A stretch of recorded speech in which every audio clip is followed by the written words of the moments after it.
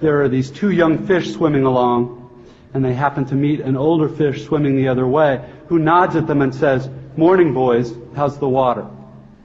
And the two young fish swim on for a bit, and then eventually one of them looks over at the other and goes, "What the hell is water?" The most obvious, important realities are often the ones that are hardest to see and talk about. Stated as an English sentence, of course, this is just a banal platitude.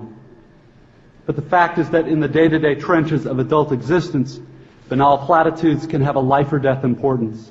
We also never end up talking about just where these individual templates and beliefs come from, as if a person's most basic orientation toward the world and the meaning of his experience were somehow just hardwired, like height or shoe size, or automatically absorbed from the culture, like language. As if how we construct meaning were not actually a matter of personal, intentional choice.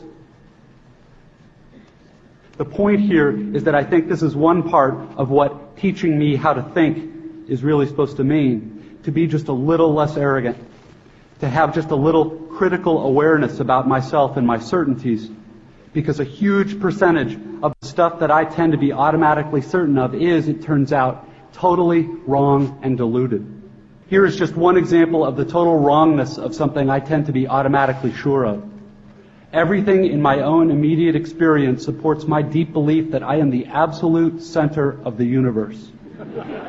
The realest, most vivid and important person in existence. This is not a matter of virtue.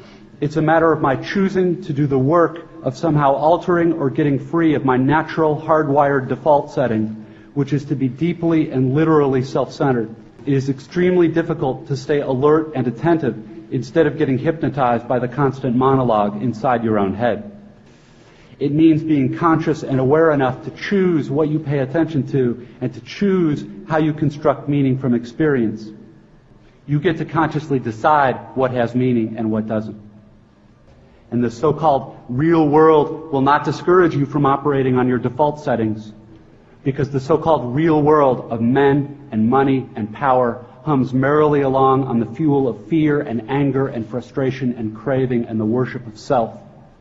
This kind of freedom has much to recommend it.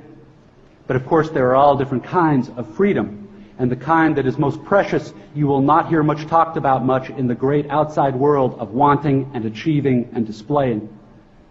The really important kind of freedom involves attention and awareness and discipline, and being able truly to care about other people and to sacrifice for them over and over.